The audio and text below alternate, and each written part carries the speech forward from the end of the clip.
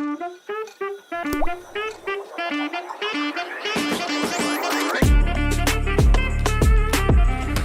by som vás rád privítal na diskusii Pretvor mesto, respektíve Pretvor nové mesto v tomto dnešnom vydaní. Hovoriť budeme o témach, ktoré veľmi súvisia s dnešným dňom, a to je najmä verejný priestor, práca s komunitami, rozvoj komunitného života a hlavne ako spolu tieto dve zdanlivo samostatné témy súvisia. Na úvod mi ale dovolte predstaviť speakera a speakerky, ktoré dnes prijali pozvanie. Začnem postupne od mojej pravej ruky. Hanna Lašová, špecialistka na architektúru a verejný priestor z týmu Trenčín 2026. Ďalej je tu určite mnohým vám veľmi dobre známa pani Iveta Antalová, spoluorganizátorka dnešného festivalu Fest Mesto. Vitajte. V neposlednom rade Petra Strečková, koordinátorka participácie z Mestského inštitútu participácie v Trenčíne. A Stanislav Krajčí, odborník na prácu s komunitami a riaditeľ projektu Európskeho hlavného mesta kultúry Trenčín 2026. Vítam samozrejme aj vás, všetkých divákov a poslucháčov. Dúfam, že si teda nájdete pohodlné miesto v tieni. Ako som spomenul, dnes budeme hovoriť najmä o verejnom priestore, o komunitách a o vzťahu medzi verejným priestorom a komunitami. Ja by som začal otázkou na teba, Stano. Keď si predstavia poslucháči Európskeho hlavného mesta kultúry, tak mnohým ľuďom možno napadne hudba, obrazy, také tie klasické formy umenia, ktoré si predstavíme, ale projekt Trenčín 2026 je veľmi práve aj o práci s verejným priestorom, aj o práci s komunitami. Prečo sú práve komunity tak dôležitou súčasťou programu Trenčín 2026? Tak pozdravujem, dobrý deň.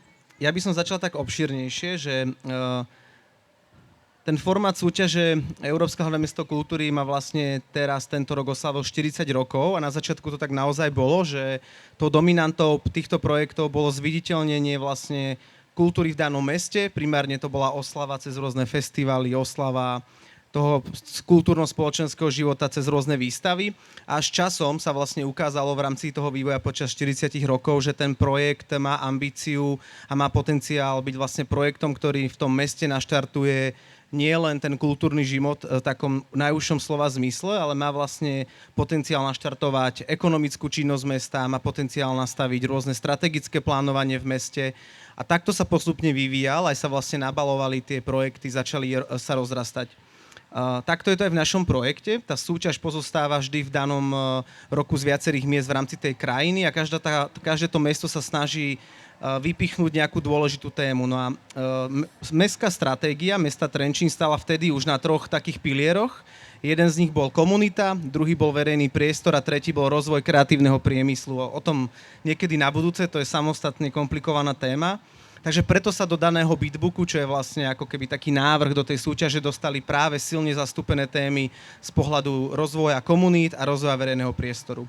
A ešte len stručne dopoviem, ono to trošku súvisí vlastne s tým, ako sa vyvíja život v mestách, aj keď je vlastne Trenčín najmenšie krajské mesto, tak má vlastne ambíciu ako keby skvalitňovať ten život vlastne v tom danom centre, aj keď historickom v tomto prípade samotné mesto tiež čelí nejakému prirodzenému rozrastraniu sa. A aby ten život v meste bol nejakým spôsobom plynulý, aby ten rozvoj bol plynulý a ideálne nejakým spôsobom koordinovaný, tak je dôležité do toho rozvoja mesta zapájať vlastne tých daných obyvateľov. A toto sa robí veľmi ťažko, pokiaľ nevytvoríte nejaké živé komunity. A v našom prostredí častokrát sa tie komunity nenazývajú ani komunitami. Veľa aktívnych ľudí, ktorí sú aj tu, sa napríklad nenazývajú, že sme aktívnou komunitou. Sú to veľakrát spolky, ktoré nepotrebujú pomenovanie. To sa týka aj dobrovoľníctva. Ľudia špeciálne na Slovensku a podľa mňa v tomto stredoeurópskom priestore sú není tak oboznámení s touto témou a nenazývajú sa aktívnymi dobrovoľníkmi, napriek tomu, že veľmi veľa ľudí, aj tých, ktorí organizujú tento festival, vlastne sú dobrovoľníci, ale častokrát to tí ľudia nevnímajú ako tú prvoradú vec a to sa týka aj komunít. My sme tento rok na Korze Trenčín mali práve debatu s ľuďmi, ktorí v danej lokalite sú takými strojcami toho života susedského. A do momentu, pokiaľ sme ich neoslovili do diskusie, ktorá mala názov nejakým spôsobom práca s komunitami, tak sa v živote ani neidentifikovali ako komunitní pracovníci. A toto je vlastne taká zaujímavá vec, ktorú sa snažíme tým ľuďom teda nejakým spôsobom zviditeľniť a pomenovať, lebo to pomenovanie potom prináša aj nové vlastne možnosti. V financovania tých malých spolkov, vedia sa aktívnejšie zapájať do života v meste a toto je vlastne dôležitou súčasťou práve projektu Trenčín 26. Ale už rozprávam dlho, tak teraz skončím. Dlho, ale obsažne, takže to vôbec nevadí. Podobná otázka na teba, Peťa. Prečo ty z pohľadu koordinátorky participácie považuješ za dôležité, aby témy komunít a špeciálne možno participácie s komunitami boli súčasťou projektu, akým je Trenčín 2026? Dobrá otázka, hlavne kvôli tomu, že celý ten projekt, ako už Stano spomínal, vznikol participatívne, tak bola by škoda v tom nepokračovať a ešte väčšia škoda, aby to v Trenčine nezostalo. Samotná tá participácia je trošku teda komplikované to slovo, ale robíme to všetkých nás zaujíma, že kde žijeme, kde radi trávime čas, ktoré miesta radi navštevujeme a celé o tom to je. Aj celý ten Trenčín teraz tým žije, dýcha a celý ten projekt Európskeho hlavného mesta kultúry je vlastne o tých ľuďoch. Nie, ja som myslel, pokojne pokračuj v odpovedi. Ja som ťa nechcel vyrušiť tým zdvihnutím mikrofónu. Dobre, chcela som ešte povedať, že Inštitút participácie teda vznikol, ako som spomínala, vďaka Európskemu hlavnému mestu kultúry a teraz vlastne sa venujeme tiež takým dôležitým témam, ako je verejný priestor, preto sme vlastne dnes aj prišli o tom tu diskutovať a zapájame ľudí aj do toho, keď sa ide niečo renovovať, revitalizovať, že možno, ako si spomínala, že nie je to len o umení a o tej kultúre a o tom, ale o tom mieste, kde sa to celé bude odohrávať. Ďakujem pekne. Ako som už spomínal, Iveta Antalová je spoluorganizátorkou Fest Mesto. Čo teba osobne priviedlo k záujmu o tie témy, akým je práve rozvoj nejakých komunitných podujatí v Novom Meste nad Váhom? Predsa len nie je to oblasť, ktorej by sa mnoho ľudí venovalo. Tak možno aká bola tá tvoja osobná cesta k týmto témam a k tomu, že si sa stala spoluorganizátorkou takéhoto dnes už pomerne veľkého podujatia? Áno, dobrý deň všetkým. Áno, ono to vzniklo práve postupne a naozaj to vzniklo vlastne z takej idei, že urobíme v našom parku piknik, ktorý ale nakoniec sa nejako pretransformoval do podujatia Mestský trhík v parku, ktoré vlastne malo za cieľ, za úlohu podporovať lokálnych tvorcov, podporovať kreatívnych ľudí v našom meste a okolí. A vlastne tento mestský trhík sme organizovali 4 ročníky. Ono v podstate začalo to ešte pred koronou a my sme vlastne to podujatie 3-krát kompletne naplánovali a 3-krát kompletne zrušili. Ale nakoniec sme ho vytiahli zo šuplíka a urobili. A toto podujatie naozaj začalo rezonovať aj tuto vlastne v Novom Meste okolí a začalo sa rozvíjať. Že vlastne naozaj z takej malé akcie sa nám začali pridávať občianske združenia, začali sa pridávať firmy, ktoré spolupracujú, rozšírili sa nám v podstate tie aktivity, ktoré tu robíme a my sme si už povedali, že to už naozaj že prerástlo ten formát nejakého lokálneho trhu alebo trhíka, ako sme to nazvali a vlastne tento rok je to prvýkrát Fest Mesto, čiže vlastne sme to pojali takto komplexne a spravili sme to z toho festival. Ale aby som odpovedala na tvoju otázku, v podstate akože tá odpoveď tam niekde bola a ja naozaj akoby to nie je nič, že cielené, to tak nejako v človeku stále sa to nabaluje a v podstate tie aktivity pribúdajú. Čo sa týka samotného dobrovoľníctva, tak v podstate s tým ja som začala už pred rokmi v materskom centre Bambi, teraz je to nové mestečko, ktoré je teda významnou súčasťou tohto podujatia od samého začiatku. A ja hovorím, že keď je človek raz dobrovoľník, tak ako z toho vlaku sa už nedá vystúpiť, takže takýmto nejakým spôsobom naozaj tí ľudia sa začali pridávať. A áno, aj keď sme to my zo začiatku tiež vôbec nenazývali nejakou komunitou alebo komunitnou aktivitou, tak to pomenovanie v podstate nejako z toho vyplynulo a áno, a chceme aj toto povedomie o komunitách, o dobrovoľníctve vlastne šíriť, takže preto sme to nazvali komunitný festival. Ďakujem pekne. Hanka sa dnes venuje problematike verejného priestoru v Trenčíne 2026, ale ešte predtým si dlhší čas pôsobila v architektonickej praxi.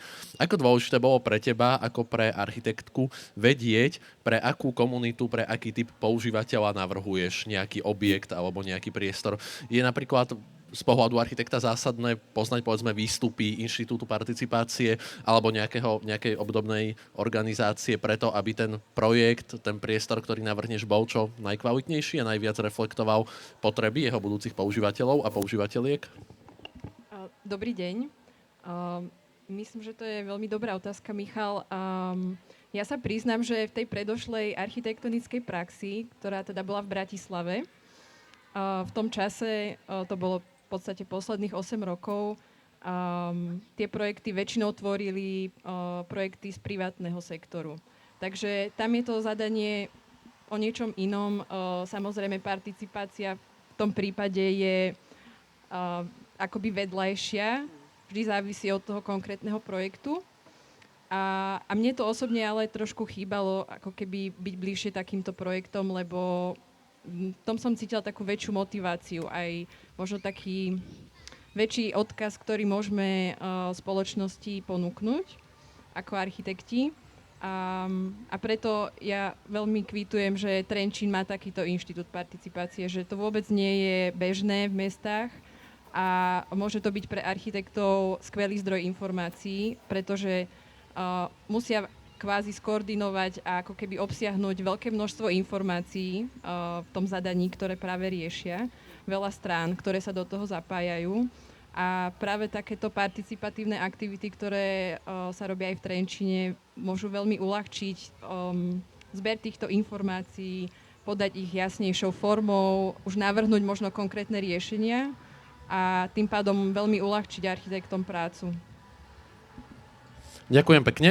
Stano, ty si spomenul vo svojej predošlej odpovedi už ten dôvod, prečo je práca s komunitami tak dôležitou súčasťou aktivít Trenčín 2026, ale skúsme spomenúť teda niektoré konkrétne aktivity z tejto oblasti, ktorým sa venujeme, či už v meste, alebo aj v širšom regióne.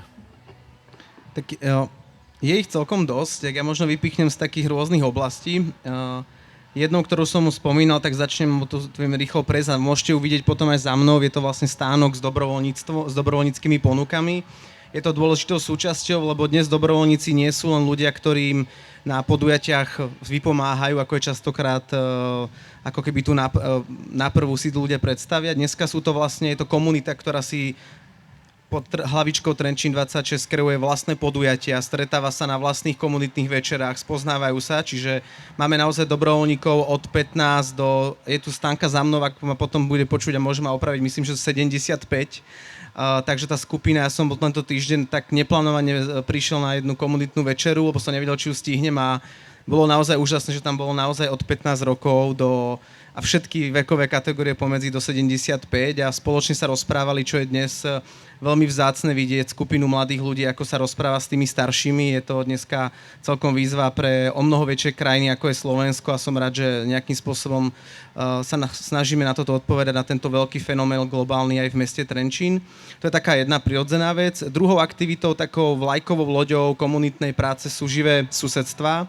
Je to vlastne koncept, kedy hľadáme v mestských častiach v Trenčíne ľudí, ktorí možno doteraz nikdy neskúšali organizovať podujatie menšieho alebo väčšieho charakteru a snažíme sa ich skombinovať s ľuďmi, ktorí v danej lokalite napríklad už niečo podobné skúšali alebo tam majú nejakú aktívnu skupinu a týchto ľudí sa snažíme prepojiť. Snažíme sa pôsobiť na pozadí ako len taký mediátor, takže nechceme ponúkať tým ľuďom konkrétny návrh, čo majú realizovať, ale snažíme sa ich na to nejakým spôsobom navodiť, snažíme sa im robiť podporu. To je taká jedna vrstva.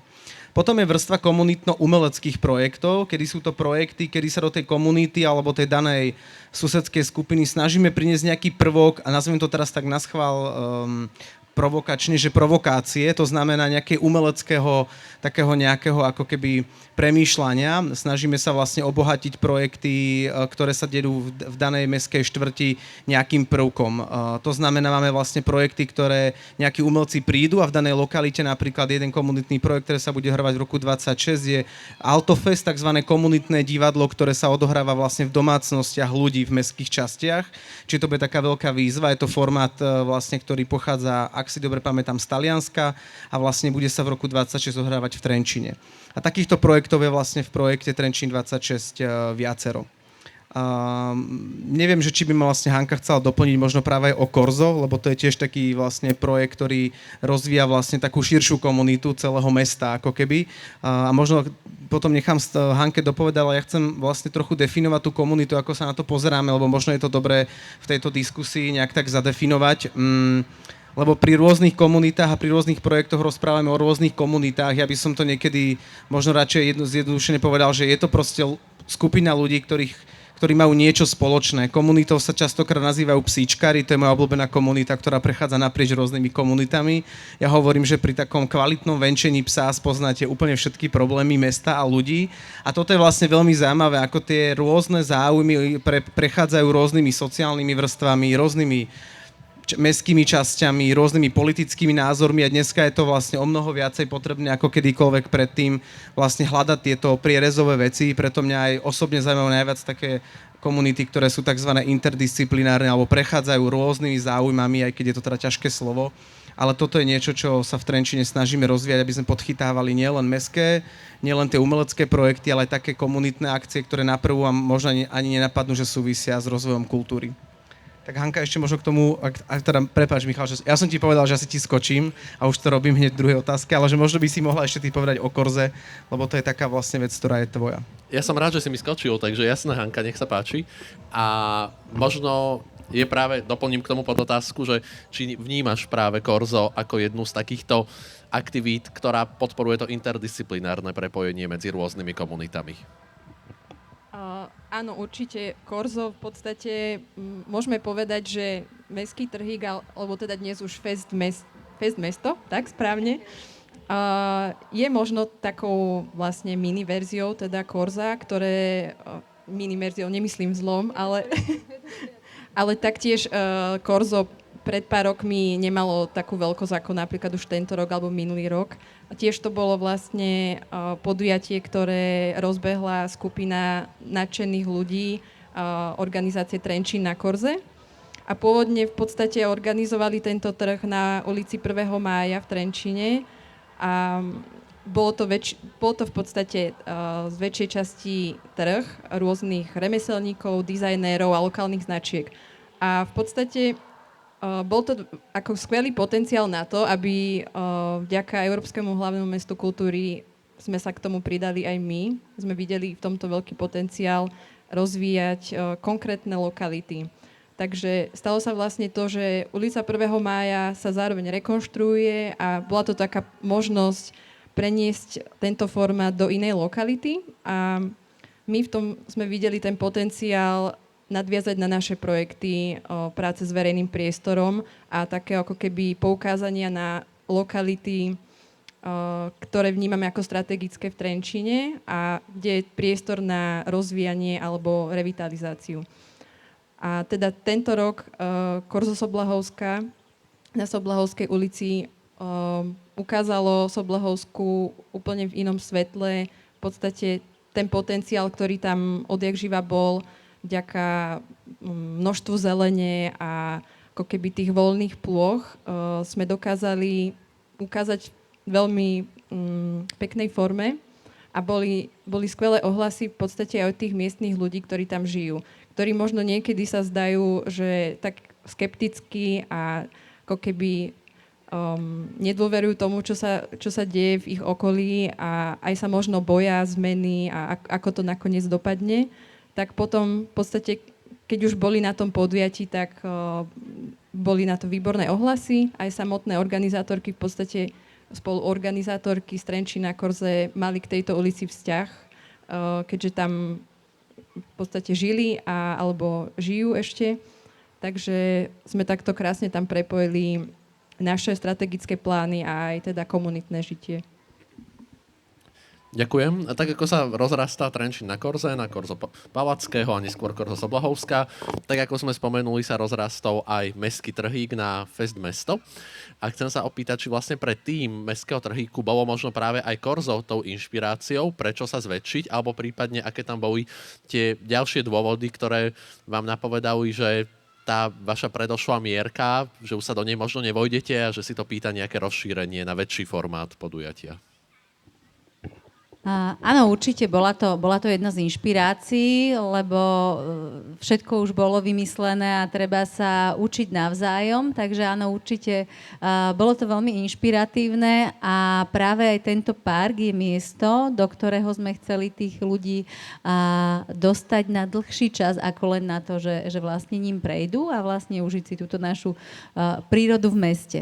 Takže spojenie vlastne nejakého lokálneho trhu a naozaj tých multidisciplinárnych aktivít, či už sú to koncerty, či už sú to nejaké workshopy alebo občianske združenia, je skvelý formát a vlastne práve z týchto kors, lebo vlastne už bolo minulý rok Korzo Palackého, sa dá skvele učiť, že ako to robiť a áno, aj vlastne s ľuďmi, ktorí to organizujú, vlastne komunikovať o tom, že ako to know-how uchopiť a ako ho vlastne preniesť aj niekde inde. Ďakujem. Jednou z víziev je lepšie využitie tých existujúcich priestorov a identifikovanie ich potenciálu, ale ďalšou oblasťou je potom tvorba nových verejných priestorov alebo ich rekonštrukcie. A v tejto súvislosti by som sa ťa chcel, Peťa, opýtať, ako významnú úlohu zohráva participácia v procese zmeny nejakého verejného priestoru a možno spomenúť, či v Trenčine už za ten čas existencie Inštitútu participácie máme nejaké príklady premien verejných priestorov, ktoré sa pripravujú práve s ohľadom na podnety, ktoré vzýšli priamo od tej, a teraz nechcem povedať komunity, ale v duchu toho, čo hovoril Stano, poviem možno skôr skupiny ľudí, ktorí v tomto prípade majú spoločné to, že sa stretávajú na tom jednom mieste pri svojej bytovke vo svojom vnútrobloku. No, napadajú ma hneď dva vhodné príklady na túto otázku a to je teda nový skatepark, ktorý by sa mal začať stavať tento rok v Trenčine. To bola aj taká trošku výzva, lebo skateparky využívajú väčšinou komunity, ktoré nám pri iných participatívnych procesoch, dá sa povedať, že prepadávajú. Vlastne fungovalo to tak, že my sme oslovili zástupcov tých komunít, či už sú to BMX-kári, kolobežkári, alebo teda iní ľudia, ktorí toto využívajú a oni už vedeli sa nakontaktovať na tých ostatných. Čiže toto je presne aj dôležité, že keď už nepoznáme, nie sme odborníci na všetko, že treba si vzájomne teda pomáhať a spolu vytvárať ako keby aj prenos tých informácií a celého toho, že ako sa zapojiť, celých tých fóriem. No a teda, ako som spomínala, už tento rok by sa mal začať kopať v Trenčine skatepark, ktorý bol takýmto participatívnym spôsobom naplánovaný.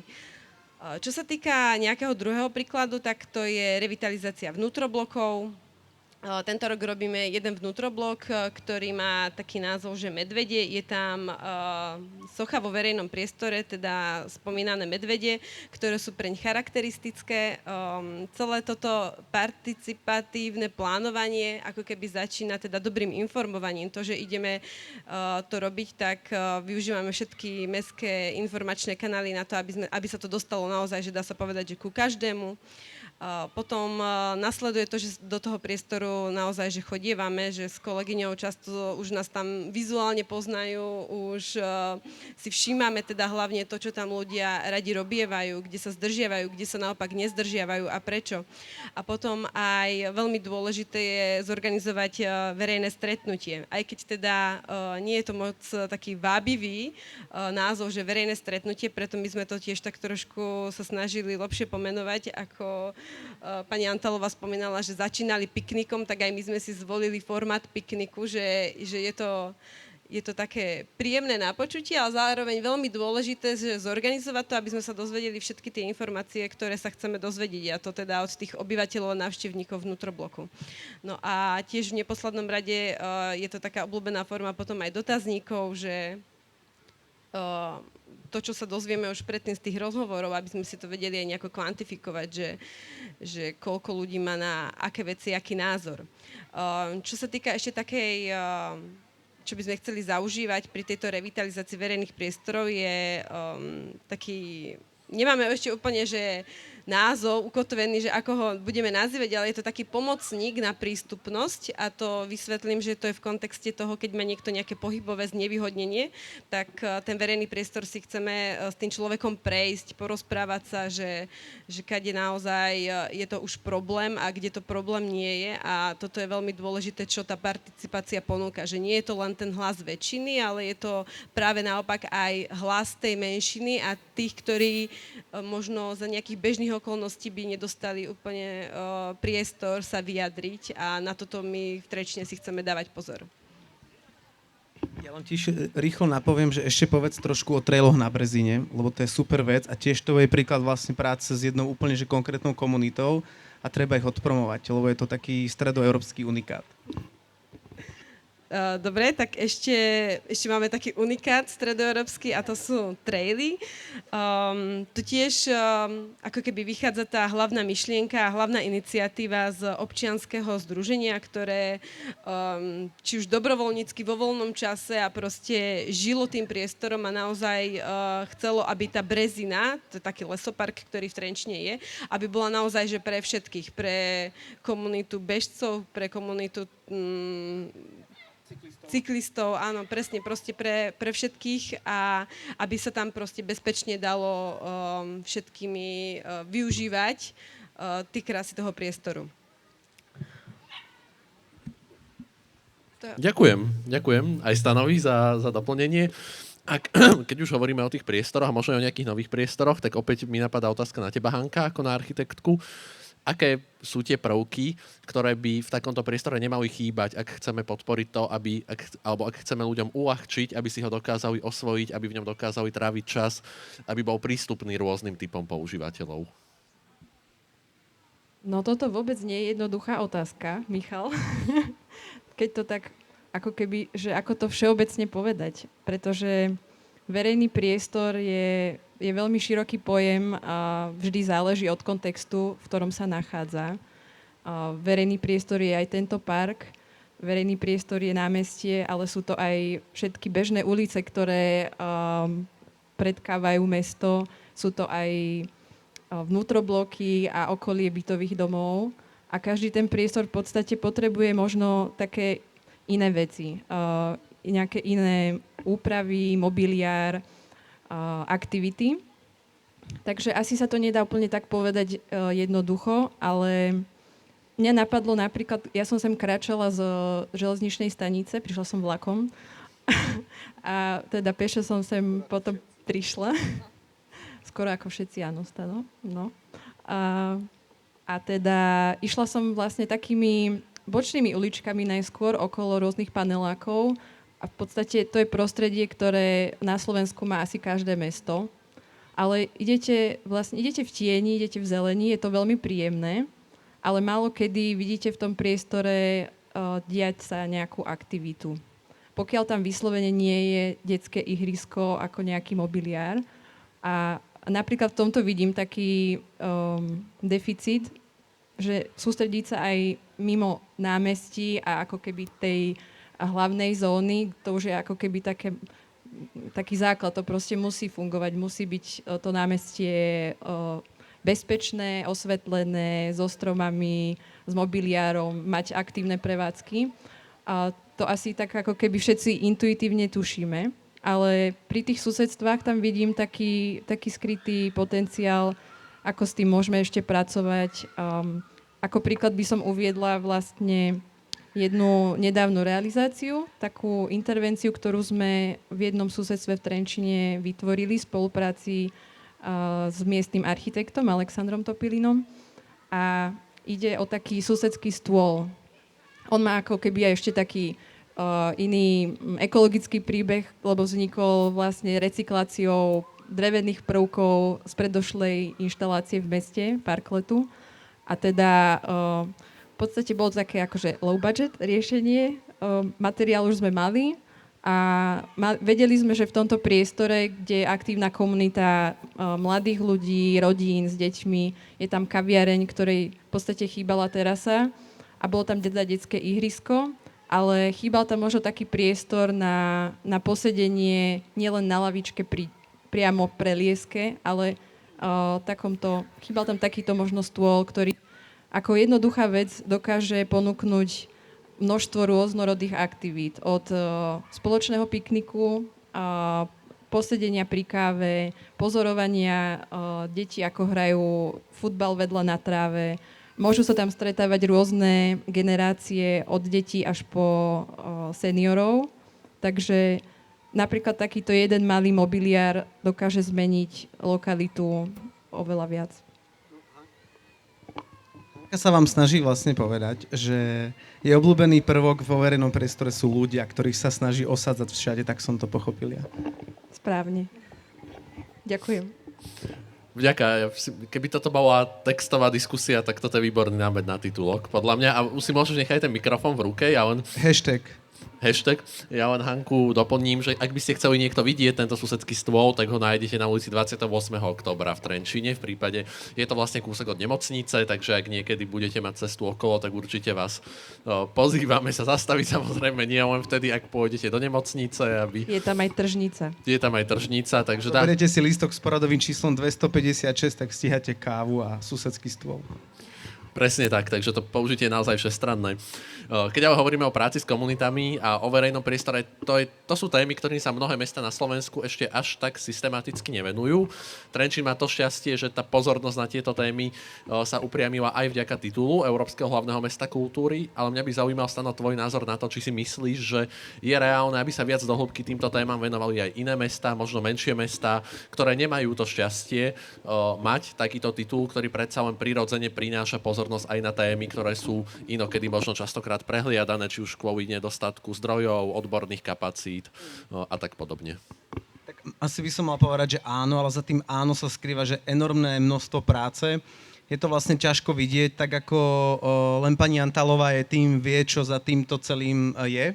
Koľko komunikácie s mestským úradom, s dobrovoľníkmi, s dodávateľmi, tak každá jednoduchá akcia, ktorá by mala byť, každá komunitná akcia by mala vyzerať, že je celkom easy spravená, lebo to znamená, že je dobre spravená a vzniká tam taký ten prirodzený pocit zapojenia sa, keď tam cítite nejaké prekážky alebo iné také nejaké čudné pocity, tak to znamená, že niečo není úplne v poriadku, lebo my, ktorí sa považujeme za nejakých komunitných organizátorov, sa snažíme tie veci spraviť tak, aby nebolo vidno, koľko roboty je za tým, lebo tedy je ten projekt vlastne úspešný, keď ide tak veľmi prirodzene. Takže keď poviem áno, že mestá, aj ktoré nemajú tento titul, by mali mať kapacitu aj finančnú, aj ľudskú na toto zvládnuť, je ako keby také skôr zbožné prianie. Je to vlastne veľmi náročná činnosť, ale zvládnu to, len treba vlastne ten predpoklad, kedy buď osvietený primátor, viceprimátor alebo aj nejaký radový úradník dokáže zrazu ako keby načúvať tým systémovým riešeniam alebo sa snaží vlastne ovplyvniť pozitívne aj to svoje najbližšie okolie. Je to vlastne zložitý proces, ale dá sa robiť, lebo na konci dňa nie je úplne akože finančne náročný, keď sa už potom rozbehne. Na začiatku je, lebo musíte zaplatiť niekoho, kto sa tým ľuďom naučí ako keby aktívne počúvať, do toho vysvetľuje. O tom by vlastne vedela veľmi dobre hovoriť Peťa, lebo aj Inštitút participácie Trenčín vlastne vznikol vďaka projektu Trenčín 26, takže si to zažívame spoločne, aké je to budovať dva inštitúty. Takže je to náročné, ale to trochu otočím. Tá otázka si to tak neznela, ale to je práve dôležité, prečo tu budovať tú komunitu, lebo vy ako jednotlivec nie ste schopní úplne navnímať všetky legislatívne zmeny. To mesto a tí úradníci nie sú a priori nastavení vám to byrokraticky ako keby, že na schvál sťažiť. Ten systém je naozaj, a čím ďalej sa posúvame, komplikovanejší. Tie zákony a veci toho stále narastá. Je to prirodzená vec, lebo proste tá krajina sa zväčšuje, rozrastáme sa, treba viacero systémových vecí pokrývať aj takými nudnými vecami, ako sú zákony a podobne. Ale aby ste to ako komunita zvládli zorganizovať takéto podujatie, tak musíte vedieť úplne základnú sadu nejakých nástrojov, teda že komu mám zavolať, kde sa mám ozvať. A teraz všetci z nás, čo sme tu, máme po väčšine vlastne full-time job je, jak to mám preložiť, akože prácu, zamestnanie a teraz počas toho zamestnania, teraz my tu na vás apelujeme, že stretávajte sa s tými vašimi susedmi, no je úplne v poriadku aj prísť zo zamestnania a cítiť sa úplne akože zobsutý a nemám chuť sa stretať s nikým, ale vtedy tú komunitu možno potiahne váš sused, ktorý mal o mnoho lepší deň zrovna v práci a dokáže namiesto možno vás potiahnuť nejakú danú skupinu mladých a stretnúť sa s nimi on. Keď ste na to sám, tak sa vám potom strašne ťažko rieši s mestom napríklad, či sa v danej lokalite kosí častejšie, alebo či v danej lokalite, ako hovorila Hanka, nemá pribudnúť také ihrisko alebo také. Tá komunita, alebo ten spolok ľudí, tých aktívnych susedov a kľudne začnite v menšom. Oslovte tých najbližších ľudí, ktorých stretávate. Viete zmeniť vlastne tie najrýchlejšie veci, cez ktoré ako keby bežne chodíte. Otestujte si takú skúšku, že dneska, keď sa vrátite, alebo počas ďalšieho týždňa, skúste osloviť pár ľudí, buď ste na nejakej ulici, alebo ste v nejakom dome a skúste s 2-3 vymysleť nejaký jednoduchý plagát, ručne kreslený a napíšte, že čo by si tí ľudia vo vašom napríklad vnútrobloku alebo v bytovke možno radi zmenili. A uvidíte, že či ten niekto bude reagovať a potom uvidíte, koľko práce je za tým, ale musíte s tým vlastne začať. A keď vytvoríte tú skupinu ľudí, ktorá si vie pomôcť, tak zrazu môžete prísť kľudne jeden deň unavený a povedať si, že ja na to fakt nemám chuť sa s niekým stretávať, je to úplne v poriadku, lebo vám to za vás potiahne ten vedľajší sused alebo nejaká iná kamoška. Čiže tá taká komunitná vlastne súčinnosť má strašne veľa benefitov, aj keď v našej krajine slovo komunita má hneď také konotácie ku komunizmu a podobným veciam. Ja úplne chápem, že hlavne staršie ročníky majú k tomu taký čudný odpor k tomu slovu, ale kľudne to môžete nazývať aj len spolok priateľov a nadšencov. Asi som ti neodpovedal úplne, ale toto som chcel povedať. Nevadí. Podstatné je, že to bola veľmi prínosná odpoveď, si myslím v každom prípade a aj si veľmi nahral na vec, na ktorú sa chcem práve pýtať Peti. Nechcem, aby sme tu dávali nejaký návod. To je samozrejme prakticky Nechcel som povedať, že je to nemožné, tak Stano teraz teda hovorí, že ho dal, či si mi zrušil otázku v polovici, ale nie. V podstate nahral si mi na to, o čom chcem práve hovoriť s Peťou a to je, že ak chce povedzme nejaké menšie mesto, alebo máme tu, alebo buď tu máme, alebo neskôr je tú diskusiu pozrieť napríklad zástupca samosprávy, alebo niekto, kto chce naštartovať participatívne procesy vo svojom meste, aké sú tie metódy, s ktorými sa dá začať, ktoré sa dajú použiť, ktoré možno sú vhodné aj keď sa tá participácia v tom danom mieste alebo meste ešte len rozbieha, alebo prípadne možno spomenúť, kto bol inšpiráciou pre teba a pre tvoju kolegyňu, odkiaľ ste vlastne vy zbierali know-how v tých prvých mesiacoch, keď sa Inštitút participácie v Trenčíne rozbiehal. No, treba začať určite. Ja keď som prišla teda na Mestský úrad v Trenčine, tak tiež som si spravila takú analýzu, že ako tá participácia prebieha, aj keď sa to teda tak nevolá, ale teda ako sa zapájajú tí obyvatelia do toho života v meste. Tak možno, ak to teda počúvajú alebo budú počúvať zastupcovia samosprávy, tak určite majú svojich poslancov, ktorí sú tiež nejaká taká prostredná ruka medzi obyvateľom a mestom. Tiež majú možno nejaký deň otvorených dverí u starostu alebo u primátora, rovnako aj nejaké výbory mestských častí, tak sa to volá v Trenčine, možno sa to v nejakom meste volá inak. A teda to sú tiež také rôzne formy a formáty, kde tí ľudia môžu prísť, môžu povedať svoj názor, častokrát v dobrej viere, aj keď niekedy to možno tak vyzerá, že stále iba nejaké negatíva ľudia hovoria, ale ono za tým sa skrýva veľmi veľa pozitív, že naozaj, že možno treba začať a treba chodiť na tieto existujúce formáty, ktoré sú. No a keď si sa pýtal, že na inšpirácie, tak na Slovensku sa akože takto participácii venuje Trnava, ktorá teda už od, myslím, že 2016. Tieto procesy takto vykonáva. Bola veľkým zdrojom inšpirácie pre nás a naše prvé kroky smerovali aj tam. Tiež je to, myslím, Bratislava, ale sú to aj mnohé európske mesta, lebo už to tu bolo raz aj povedané, že dobré veci už boli vymyslené a netreba si lamať hlavu a vymýšľať nové, stačí sa iba vzájomne inšpirovať a pomáhať si. Ďakujem. Občianske združenie, teraz správne hovorím, Zažime to? Dobre v meste. a dneska nám naozaj je dobre v meste.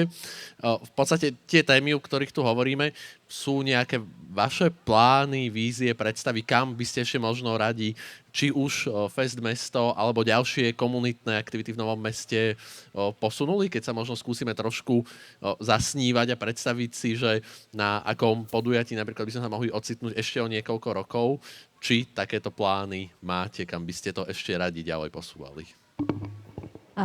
Plány sú našou veľkou... v plánoch sme veľmi dobrí. Aj v snívaní sme veľmi dobrí, aj v tom, čo vieme vymysleť, sme veľmi dobrí. Samozrejme, občas to narazí na realitu, na tie kapacity, na čas a na všetky tieto organizačné záležitosti. Ale samozrejme, my aj vlastne to občianske združenie sa vyvíja. Ono vlastne vzniklo ako odpoveď na mestský trh, lebo on sa vlastne organizoval tak tiež tak partička sme sa stretli a potom sme zistili, že už by sme to mali aj nejako upratať a dať tomu nejakú formu a vlastne naozaj to robiť pod nejakou inštitúciou, ktorou teda je to občianske združenie. A my vlastne okrem tohto podujatia spoluorganizujeme aj adventné potulky mestom, čo je tiež veľmi, veľmi pekná akcia, ktorá sa tiež veľmi pekne rozrastla a tá vlastne ešte viacej akoby dáva obyvateľom zážitok z toho mesta trochu inak, alebo teda otvára im dvere, kam by inak možno nikdy ich nenapadlo vojsť.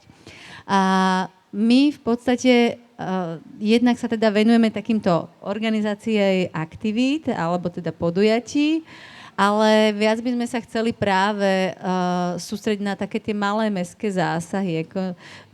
Naozaj skôr niečo, čo nie je úplne veľké rozsahom a finančne, ale naozaj ukázať, že ako sa to dá a možno to nikomu doteraz nenapadlo. Takže to je taký náš ďalší milník, ktorým by sme chceli zase posunúť tie aktivity. A inak v tom je nám veľkou inšpiráciou Trenčín 2026, lebo v podstate aj my s Jankou, spoluorganizátorkou, tak my sme také nadšené pre tento projekt, akože to už aj tam riaditeľ je. Potvrdzujem, všade ich stretávam, ale je to príjemné. No a lebo naozaj akože, aj tie aktivity, ktoré Trenčín 2026 robí, sú veľmi cenné. Akože, to sú naozaj veci, ktoré by človek buď si musel naozaj veľmi pracne dohľadávať, alebo by sa s nimi nestretol, alebo by mu nenapadli. Takže aj v tomto sa snažíme nejako inšpirovať. My vlastne máme vymyslený taký projekt, také vyhliadky na Kamennej. Vlastne my máme tuto za mestom takú horu, ktorú teda mnohí poznajú a mnohí obyvatelia mesta v nej radi trávia čas, ale tiež je to v podstate les, ktorý nie je nejakým spôsobom uspôsobený na také akoby aktívnejšie trávenie voľného času a vlastne tým prvým krokom by malo byť také vyhliadkové miesto na tzv. Čertovej skale, odkiaľ je vidieť vlastne celé Nové Mesto a tiež vlastne to môže byť destinácia a vlastne cieľ tej prechádzky. Takže to máme teraz najnovšie taký projekt, ktorý verím, že vyjde. A áno, akože tieto drobné nejaké architektonické zásahy. Budeme v tom držať palce, v každom prípade. A keď už hovoríme o tých drobných architektonických zásahoch, tak aké sú vlastne tie drobné zásahy, Hanka, ktoré sa dajú v meste realizovať s cieľom ponúknuť ľuďom kvalitnejší verejný priestor, alebo možno aj ten verejný priestor trošku spravodlivejšie rozdeliť medzi chodcov, cyklistov, autá, tak, aby neslúžil len na ten tranzit, ale naozaj aj na nejaké plnohodnotné trávenie voľného času. Spomenula si napríklad parkolet v predchádzajúcej odpovedi. Možno sa skúsme aj toho dotknúť. Možno nie všetci vedia, čo si pod týmto pojmom predstaviť. Tak pre tých, ktorí toto slovo počujú prvýkrát, alebo teda ešte sa s tým nestretli, tak parklet vlastne znamená využitie zväčša jedného alebo viacerých parkovacích miest na inú formu ako parkovanie auta. A v našom prípade sa to napríklad už udialo aj minulý rok a aj tento rok sa udeje. Minulý rok vlastne na Palackého ulici vznikol takýto parklet, ktorý bol osadený dočasne na 2 parkovacích miestach, myslím od Korza, od júna do októbra.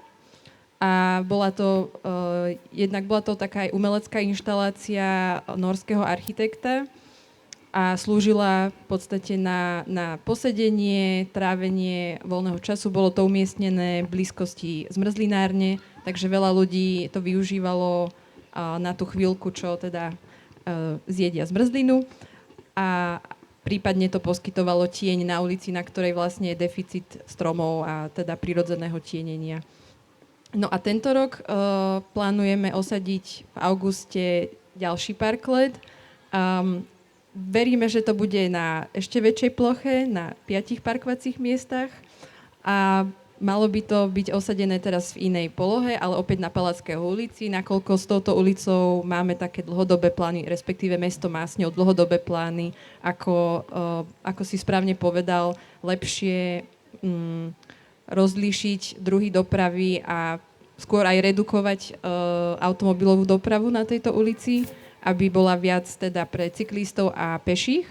A nakoľko dnes je tam obrovské parkovisko a teda táto ulica má tam mnohé prevádzky v partéri, ktoré v podstate nemajú nejaký verejný priestor pred samotnými prevádzkami, kde by si ľudia mohli sadnúť a len tak si vypiť kávu a na chvíľku počas cesty, keď kráčajú, vybaviť si niečo na mestský úrad, tak si tam na chvíľku oddychnúť. Nie len teda na námestí, na Mierovom námestí. A neviem vlastne ešte, kam si narážal. Ešte mi napadol projekt v súvislosti so základnými školami a s umením na asfalte, na ktorom sa do okolností s Hankou spolupracujeme, preto ho teda takto pripomínam, ale možno ešte ten by som ťa poprosil skrátke predstaviť, nakoľko verím, že tiež možno môže byť inšpiráciou aj pre iné lokality. Áno, určite môže byť inšpiráciou pre mnohé mestá a vlastne na ňom úzko spolupracujeme aj s Peťou, teda s Inštitútom participácie, kde v podstate takým jednodňovým otvorením ulice pri základnej škole, že ako to správne nazývame, nie zatvorením. A ponúkame tento priestor pre rôzne aktivity a stanovištia pre danú základnú školu, kde sa ich snažíme takou hravou formou učiť a vzdelávať o zdravej mobilite a zároveň zbierať od nich vzácne podnety k tomu, ako oni vnímajú vlastne tú bezpečnosť a peší pohyb v okolí ich škôl, nakoľko je to veľký problém v celej krajine, že teda rodičia vozia svoje deti priamo pomaly až k bráne do školy a v dobrej viere ochrániť deti pred nebezpečím aut vlastne vytvárajú aj oni túto nebezpečnú situáciu. Takže vďaka takémuto jednodňovému podujatiu Inštitút participácie zozbiera veľmi dobré informácie od rodičov, učiteľov a detí a následne sa spracuje taká väčšia správa, kde sa odporúčajú rôzne trvalejšie vízie alebo zmeny dopravy v okolí, ale samozrejme tie trvajú nejaký čas, kým sa zrealizujú, takže dovtedy my vieme nejakou inou formou, nazývame to taktický urbanizmus. Je to v podstate to, že namalujeme to zatiaľ farbami na asfalt a tým prirodzene rozdelíme tú plochu na chodcov, automobily a podobne. A zároveň to môže byť aj vnímané ako umelecké dielo, keďže to realizuje konkrétny umelec, ktorý sa venuje graffiti. Ďakujem pekne a možno práve s tým posolstvom, že otvárajme ulice, parky, námestia stále novým a intenzívnejším formám trávenia času, by som sa rád s vami aj dnes rozlúčil. Poďakoval vám, že ste si túto diskusiu dnes vypočuli a takisto poďakoval ešte raz aj podujatiu Fest Mesto, že naša diskusia si tu mohla nájsť miesto a že sme mohli snáď aj touto malou troškou vo forme diskusie Pretvor Mesto pomôcť k tomu, aby bolo počas Fest Mesto tento park, tento priestor ešte viac otvorený. Ďakujeme my vám za organizátorov, že ste prišli, že ste vlastne predstavili aj Novému mestu nad Váhom a obyvateľom, návštevníkov nášho podujatia projekt Európskeho hlavného mesta kultúry. Ďakujeme, pán riaditeľ, veľmi si to ceníme. Aj, že ste vlastne predstavili tú časť veľmi dôležitú dobrovoľníctva, ktorému sa tento projekt venuje a teda veríme, že vás uvidíme v Novom Meste ešte častejšie. Boli ste tu už včera, takže verím, že si to tu veľmi obľúbite. Ďakujeme veľmi pekne, že ste prišli a že ste porozprávali a že nám s vami bolo tak dobre. Ďakujeme. Nové mesto je naše nové obľúbené miesto, takže sa tu budeme radi vrácať. Ja len vlastne chcem možno apelovať tak na všetkých novomešťanov a novomešťanky, že vážte si, že tu máte takých aktívnych ľudí, ako je pani Antalová s jej tímom. Určite im dajte feedback na všetky vaše veci, zapojte sa do toho, je toto najcennejšie, čo tým organizátorom môžete dodať. Nestojí to väčšinou toľko času, ale zozbierať rôzne dotazníky je vždycky otrava, takže stretnite sa s nimi, povedzte im, čo sa vám páčilo, čím by ste chceli prispieť. To isté platí aj pre Trenčín 26. Dávajte nám feedback na rôzne naše aktivity, na ktoré vás týmto aj pozývam. Je to najdôležitejšie, čo vlastne nám viete odozdať spätne. Samozrejme sme radi aj za tie pozitívne, ale aj za tie menej pozitívne je to dôležité, tak ďakujem, že sme to teda mohli takto spoločne predstaviť a držím palce do budúcna. Ďakujem pekne. A mne už teraz zostáva poďakovať speakerovi a speakerkám. Stanislav Krajčí, riaditeľ projektu Trenčín 2026. Petra Strečková, odborníčka na participáciu z Inštitútu participácie Trenčín. Iveta Antalová, spoluorganizátorka Fest Mesto. A Hanna Lašová, architektka z týmu Trenčín 2026. A Michal Mazánik, špecialista na mobilitu a moderátor. Ďakujem veľmi pekne, pekný deň všetkým.